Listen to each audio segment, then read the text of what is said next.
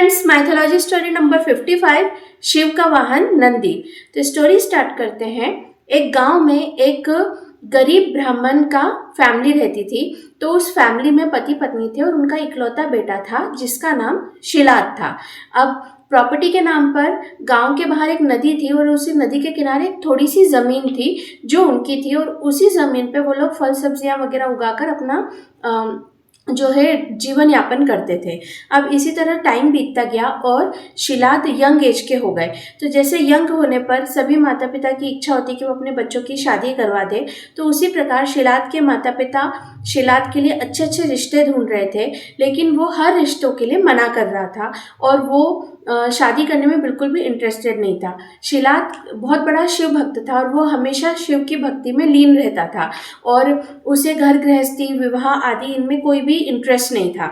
तो शिलाद के माता पिता ने उन्हें बहुत बार समझाया कि विवाह करो, क्योंकि तुम हमारे इकलौते बेटे हो और तुम्हारे बाद में हमारा कोई नेक्स्ट जनरेशन होगा नहीं, तो तुम्हारा विवाह हो जाए तो हमारे जो पोता पोती जो भी होंगे तो हमारा भी वंश आगे बढ़ेगा। लेकिन शिलाद तो अपने शिव की भक्ति में लीन रहते थे, उन्हें तो इन सब से कोई मतलब ही नहीं था।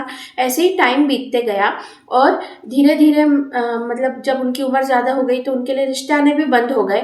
और फिर और आगे समय बीतता गया और उसके मम्मी पापा जो जो थे वो काफ़ी बूढ़े हो गए और बारी बारी से फिर उनकी मृत्यु हो गई। तो जब वो शिलाद के माता पिता की मृत्यु हुई थी तो उस वक्त भी उनके मन में एक अधूरी इच्छा रह गई थी कि काश हमारे बेटे का विवाह हो जाता तो आज हम भी उसकी अच्छी खासी गृहस्थी देख लेते और उसके बाद हमारी मृत्यु होती। पर वो इस अधूरी इच्छा के साथ ही उनकी मृत्यु हो गई। अब माता पिता की मृत्यु के बाद में वो एक छोटी सी झोपड़ी में रहते थे गांव में। तो अब उस झोपड़ी में तो उनके लायक कुछ था नहीं। तो शिलाद के पास एक गाय थी और उसका एक छोटा सा बछड़ा था। तो वो अपने गाय और बछड़े को लेकर के जो नदी के किनारे उनकी जो ज़मीन थी वहीं जाके रहने लग गए और वहीं उन्होंने एक छोटी सी झोपड़ी बना ली और वहीं की फल सब्जियां वगैरह उगा के अपना गुजारा बसर करने लगे और ज़्यादा से ज़्यादा समय वो शिव की भक्ति में रहते थे। अब ऐसे ही करते करते और समय बीता। अब शिलाद जो थे वो काफ़ी बूढ़े हो चुके थे, उनकी गाय की भी मृत्यु हो चुकी थी और वो जो छोटा सा बछड़ा था वो अच्छा बड़ा ताकतवर बैल बन चुका था। और शिलाद उस बैल को बहुत प्यार करते थे और हमेशा उसको मतलब अपने देखभाल करते थे और शिव की भक्ति में रहते थे। अब ऐसे ही करते हुए अमावस को जो पितरों का तर्पण का समय था, क्योंकि हर अमावस को पितरों को तर्पण किया जाता है, तो अमावस को पितर के तर्पण के समय जब वो पूजा कर रहे थे तो उनकी पूजा बार बार खंडित हो रही थी और उनका जो तर्पण था, शिलाद का जो तर्पण था, वो उनके पितर ग्रहण नहीं कर रहे थे। इस बात से शिलाद काफ़ी मेंटली डिस्टर्ब हो गए कि ऐसा क्यों हो रहा है, वो जो पितर है वो तर्पण क्यों नहीं एक्सेप्ट कर रहे हैं। यही सब सोचते हुए जब रात हो गई तो शिलाद सो गए। तो नींद में उनके माता पिता और जो उनके पितर थे मतलब दादा परदादा, वो सब उनके सपने में आए और उन्होंने शिलाद से कहा कि तुम्हारे पितर तुमसे बहुत नाराज़ है, क्योंकि हम जानते हैं कि अब तुम्हारे पास ज़्यादा समय नहीं बचा है, 4-5 सालों में तुम्हारी मृत्यु होने वाली है और तुम जिंदा थे तो तुम हमें तर्पण देते थे, लेकिन अब तुम्हारी मृत्यु के बाद हमारा जो वंश है उसका अंत हो गया है और हमें तर्पण देने वाला कोई नहीं, और तो और तुम्हारे तर्पण के लिए भी कोई नहीं है, ना ही कोई तुम्हारे अंतिम संस्कार के लिए है।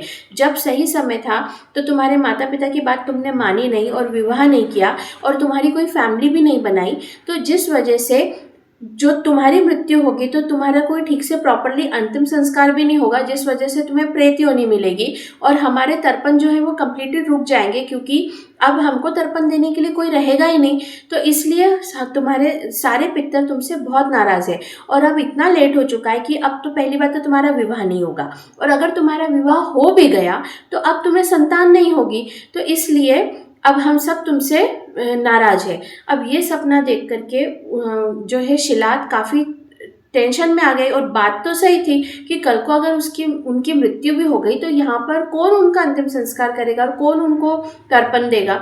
तो अब उन्होंने सोचा कि मैंने सारी जिंदगी शिव की पूजा पाठ की है, तो अब मैं शिव से ही मदद मांगूं। तो इस प्रकार वो शिव का आवाहन करने लगे और उन्होंने शिव को बोला कि मैंने इतने साल आपकी भक्ति की है और मैं आपके दर्शन पाना चाहता हूँ, आप मुझे दर्शन दीजिए। अब शिव जो है वो अपने भक्तों की पुकार हमेशा सुनते हैं, तो इसलिए शिव उनके सामने प्रकट हुए और अब शिलाद ने अपनी सारी समस्या शिव के सामने बताई। तो शिव ने कहा कि इन सब में गलती तो शिलाद की है, क्योंकि माता पिता की बात माननी चाहिए और कभी भी हर इंसान ने जिसने भी जन्म लिया है उन्हें अपने जीवन में विवाह भी करना चाहिए और अपनी संतान को जन्म भी देना चाहिए। ये जो बोलते हैं ना सृष्टि का नियम है और सृष्टि के नियम को हमेशा फॉलो करना चाहिए। आज के समय में भी बहुत सारे ऐसे लोग हैं जो सिंगल लाइफ जीना पसंद करते हैं और जो कभी भी विवाह नहीं करते, वो हमेशा सोचते हैं हम तो सिंगल ही बहुत अच्छे हैं। लेकिन हमें जो मतलब जानबूझकर सिंगल रहना हमेशा गलत है। अगर किसी का विवाह हुआ हो और उसका लाइफ पार्टनर की डेथ हो गई हो या उनका डिवोर्स हो गया और उसके बाद में वो सिंगल लाइफ स्पेंड कर रहे हैं, वो एक अलग बात हो जाती है। लेकिन जो कुंवारे हैं और वो जानबूझकर विवाह नहीं कर रहे क्योंकि हमें तो आज़ादी पसंद है, हम तो अकेले ही रहना चाहते हैं, तो ये बहुत ही गलत होता है। क्योंकि हर इंसान को अपना खुद का परिवार ज़रूर बनाना चाहिए और अपने परिवार की, अपनी पत्नी, अपने बच्चों और अपने पति, इन सब की देखभाल भी ज़रूर करनी चाहिए। तो शिलाद ने कहा कि हाँ, मैं ये बात समझ चुका हूँ और अब मुझसे गलती हो गई है, तो अब आप ही मुझे बताइए कि मैं क्या करूँ। मैं सच्चे मन से पश्चाताप करना चाहता हूँ और ये सिर्फ मैं मेरे लिए नहीं बोल रहा हूँ, मेरे पूरे परिवार, मेरे जितने भी पूर्वज हैं उन सबके लिए बोल रहा हूँ।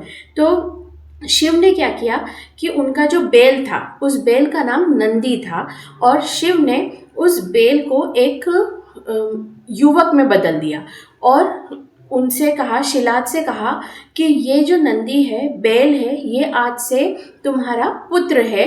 तुम्हारी मृत्यु के बाद ये तुम्हारा अंतिम संस्कार करेगा और तुम्हें और तुम्हारे सभी पूर्वजों को ये तर्पण करेगा और ये मैं इसे दीर्घायु होने का आशीर्वाद देता हूँ।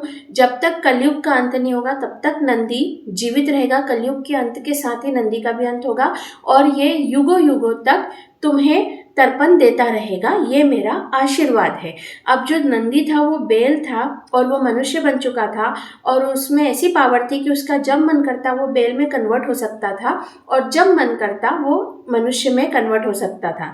और नंदी जो था वो ऑब्वियसली जब बैल था तब भी वो शिलाद को बहुत पसंद करता था, क्योंकि वो शिलाद भी उनका बहुत नंदी का बहुत ध्यान रखते थे।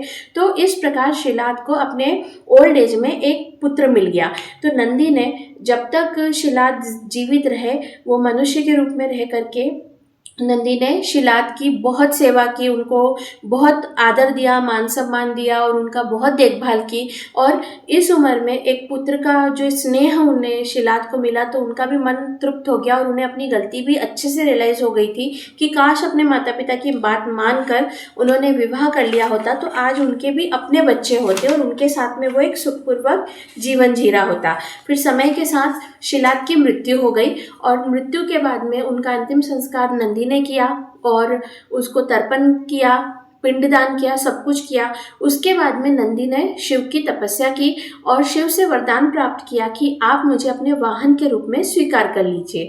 तो शिव ने नंदी को अपना वाहन स्वीकार कर लिया और उसके बाद से नंदी जो है वो कैलाश पे निवास करने लगे। और फ्यूचर में जब शिव और पार्वती का विवाह हो गया तो उसके बाद में शिव और पार्वती ने नंदी को विवाह करने के लिए कहा और शिव और पार्वती ने मरुतों की जो पुत्री थी जिसका नाम सुयशा था उसके साथ पूरे विधि विधान से नंदी का विवाह करवाया और इस प्रकार से हमेशा के लिए नंदी कैलाश में शिव और पार्वती के निकट निवास करने लगा।